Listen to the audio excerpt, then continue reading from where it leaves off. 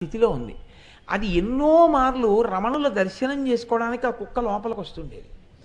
వస్తుంటే చిచి చిచి చిచి చీము నెత్తురుతో ఉందని ఆ కుక్కను తరివేసేవారు.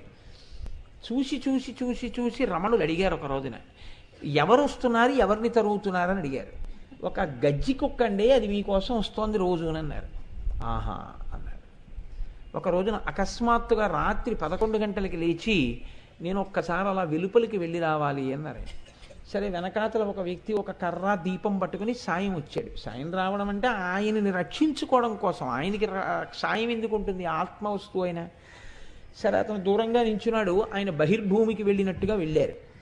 వెడుతూ ఎవరో నాకుతున్న చప్పుడు వస్తోంది.